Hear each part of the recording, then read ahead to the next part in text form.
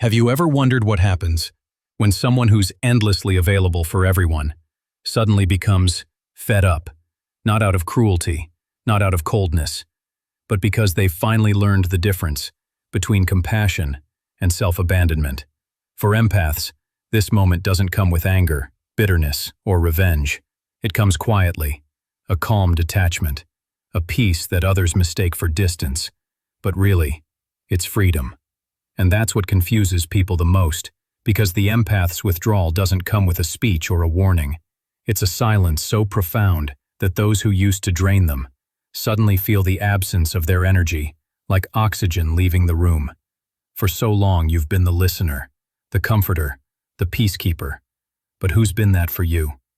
Who's asked how you're doing and waited long enough to hear the real answer before interrupting with their requests and issues? Empaths live in a world that mistakes emotional intelligence for emotional availability, a world that confuses your capacity to feel with an obligation to fix. And when you finally stop performing that role, people panic, because they depended on your softness, not to love you, but to feel better about themselves and to get their needs fulfilled. You've spent years giving, feeling deeply, holding space for the pain of others while ignoring your own. And for a long time you believed that was love, that being needed was the same thing as being valued. But what if I told you that your empathy was never the problem? What if the real issue was believing that love meant losing yourself in someone else's chaos? When empaths finally become fed up, it's not a sudden event. It's a slow awakening, a breaking point that builds over time. You start to notice the imbalance, the way people only call when they need something, the way your silence is taken as permission, and your kindness as weakness. You tell yourself, maybe they just don't realize how much this hurts me. Actually, they do. But they've learned that, for you, saying no feels wrong. And then, one day, something inside you shifts. The part of you that used to over-explain falls quiet. The part that used to chase validation stops running. And what fills the silence is clarity. You're just done. Not because you stopped feeling, but because you finally see the truth. That moment, when you no longer rush to explain yourself, when you stop trying to make everyone else comfortable. That's not you becoming cold. That's you healing. It's the moment your nervous system says, I've had enough. Psychologists call this emotional burnout, but it's more than exhaustion. It's soul exhaustion. It's the soul's rebellion against self-neglect. Empaths are masters of endurance. You've walked through storms for people who wouldn't even open an umbrella for you. You've healed others' wounds while bleeding yourself dry. Your body begins to whisper what your mind refuses to say. I can't keep saving people who refuse to save themselves. That whisper grows louder until it becomes your truth. And when that happens, you simply detach. The empathy that once kept you tethered to dysfunction starts transforming into discernment. You begin to feel the difference between love that nourishes and love that drains. But here's what no one tells you about this stage. When you finally get fed up, you'll be misunderstood. They'll call you distant, cold. Some will call you selfish. They'll say you've changed, and they'll be right. But what they're really saying is, you've stopped letting me use you. And that's the moment you become powerful. Because now they realize they've mistaken your kindness for weakness.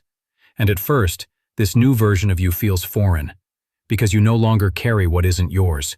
You no longer fix what others keep breaking. You no longer mistake self-sacrifice for compassion. You become unrecognizable to manipulators and energy vampires. When empaths are fed up, it doesn't mean they stop loving. It means they start loving differently, quietly, selectively, intentionally. You still care, but now you include yourself in that circle of care. You still give, but not at the cost of your peace. You still feel deeply, but you don't drown in other people's emotions anymore. This is what psychologists call emotional individuation. It's the process of becoming whole again, reclaiming the pieces of yourself you gave away in exchange for approval. You've changed from being endlessly available to being consciously selective. You've learned that not every cry for help deserves your immediate rescue, And not every person who needs you deserves your energy. And it's not easy. You'll grieve the relationships that fade when you set boundaries. The reality for some, the moment people realize they can no longer use you, they'll abandon you. You'll question yourself, you'll feel guilt for saying no. But beneath the discomfort, there's peace. The kind that comes from knowing you no longer need to earn your worth through suffering. That's when the transformation begins. You start saying no, not to be rebellious, but to be real. You start choosing solitude over obligation, peace over performance, boundaries over burnout, and for the first time in your life, you start to feel free. The weight that's been sitting on your chest for years begins to lift, not because the world changed, but because you stopped carrying it on your back. There's a story I once heard about a woman who spent years being everyone's anchor, the emotional sponge, the 24-hour crisis hotline, the fixer, the peacekeeper. Her friends, her family, even her co-workers leaned on her for strength. But when she hit her breaking point, no one was there to rescue her. Eventually, she stopped answering the late-night calls. And people were shocked. They said she'd changed. But she hadn't changed. She'd healed. She didn't stop caring about people. She stopped caring about being their emotional sponge.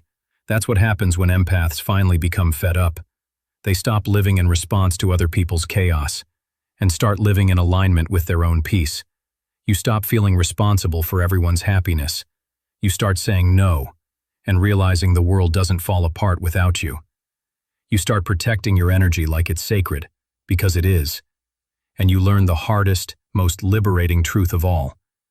You can love people and still let them face their own consequences. You can be kind without being consumed. You can be compassionate without being available for manipulation. That's not selfishness. It's self-respect and survival. And they finally realized that the love they've been giving so freely was always supposed to start with themselves. So, tell me, have you reached that point where you're fed up with people taking advantage of your kindness? If you just can't care the same way anymore, don't see it as losing your empathy. See it as reclaiming your life. This isn't the empath becoming heartless. It's the empath recognizing they have a heart too. Silence isn't weakness. It's wisdom and clarity. If this message resonated with you, don't forget to like and subscribe. I'm building a community for empaths and highly sensitive people, a place to learn how to protect your peace without losing your heart. And share your story in the comments, because your experience might be the exact light someone else needs to finally protect their own peace.